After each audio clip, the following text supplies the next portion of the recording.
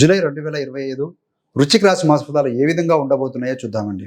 ఈ మాసంలో ఈ వృశ్చిక రాశి వారికి సంబంధించిన గ్రహస్థితులు ఏ విధంగా ఉంటున్నాయి, ఏ తేదీలతో పాటు చూద్దాం. అదేవిధంగా ఈ యొక్క ఆర్థిక స్థితి ఏ విధంగా ఉంటుంది, ఆరోగ్యం, ప్రేమ సంబంధాలు, మీ యొక్క ఉద్యోగం, వ్యాపారం, కార్పొరేట్ రంగంలో ఉన్నవారికి, ప్రైవేట్ రంగంలో ఉన్నవారికి, ఈ యొక్క వృద్ధులకి, గృహిణులకి, చిన్నపిల్లలకి, చివరిగా రెమెడీస్ ఇవన్నీ కూడా చూద్దామండి. చివరి దాకా చూడగలరు. నచ్చితే లైక్ చేయండి, 10 మంది బంధుమిత్రులకు షేర్ చేయగలరు. మరి ఎలా ఉండబోతుంది? ముఖ్యంగా శనేశ్వరుడు పెద్ద గ్రహం కదా, ఆయన వక్రీకరణ చెందబోతున్నాడు. ఏంటి అయ్యానంటే 13 జూలై తర్వాత గతంలో దొరికినటువంటి తప్పులు ఏవైతే ఉంటాయో అవన్నీ కూడా సరిదిద్దుకోవడానికి మంచి సమయం. సంతానం విషయంలో కావచ్చు, ఇన్వెస్ట్మెంట్ విషయంలో కావచ్చు, రివ్యూ చేసుకుని సెటిల్ చేసుకోవడానికి దిస్ ద బెస్ట్ టైం అని చెప్పవచ్చు అండి.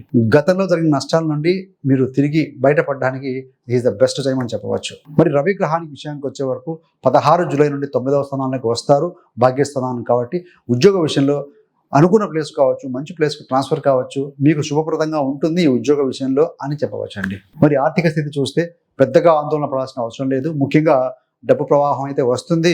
శుక్రుడు మరియు గురుడు యొక్క స్థితి అష్టమ స్థానంలో ఉండి మీ యొక్క ధన కుటుంబ స్థానాన్ని చూస్తూ ఉన్నారు కాబట్టి మనీ ఫ్లో అయితే ఉంటుందని చెప్పాలండి. శుక్రుడు మరియు గురుడు అష్టమ స్థానంలో ఉన్నారు కాబట్టి అష్టమం అంటే సడన్ ఆశ్చర్యకరమైన విధంగా ధనం వచ్చే అవకాశం ఉంటుంది. మీరు గతంలో ఎప్పుడు ఇన్వెస్ట్ చేసి ఉన్నా సో ఇంకా రాదులే అనుకున్నా కూడా కొంత డబ్బులు కూడా మీకు సడన్గా తిరిగి వచ్చే అవకాశం ఉంది.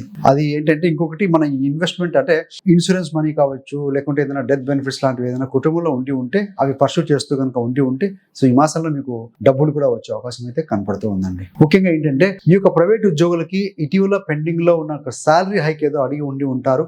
అలాంటివి కూడా మీకు ఈ మాసంలో క్లియర్ అవుతాయి. ఈ యొక్క మాసాంతం వరకు కూడా కార్పొరేట్ ఉద్యోగులకు ఏంటంటే అనుకోని ఆర్థిక మద్దతు దొరుకుతుంది. మీ యొక్క మేనేజ్మెంట్ నుండి షేర్ మార్కెట్లో కూడా మీకు లాభాలు వస్తాయని చెప్పవచ్చు. మరి రైతుల పరంగా చూస్తే రైతులకు పెద్దగా నష్టాలు ఉండవు, లాభాలు ఉండవండి.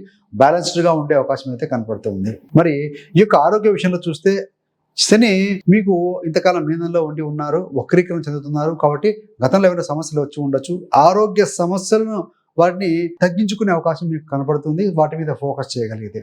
కానీ గురుగ్రహం అష్టమ స్థానంలో ఉన్నారు కాబట్టి అనుకోని చిన్నపాటి అనారోగ్య సమస్యలు, సో గ్యాస్ట్రైటిస్ కావచ్చు, ఇలాంటివి కొంత అసిడిటీ ప్రాబ్లమ్స్ లాంటివి ఉంటాయి కాబట్టి వాటి విషయంలో జాగ్రత్త. రెండవది, మీరు డ్రైవింగ్ అంటే వాహనం ప్రయాణాలు చేసేటప్పుడు కూడా వాహనం నడిపేటప్పుడు కూడా జాగ్రత్తగా ఉండాలి.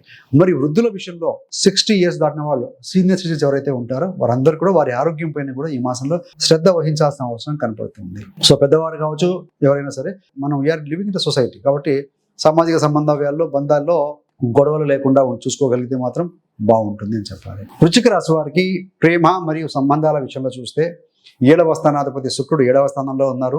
25వ తారీఖు వరకు కూడా నెలాఖరున చివరి వారంలో అష్టమ స్థానానికి వెళ్తారు. అంటే ఏంటంటే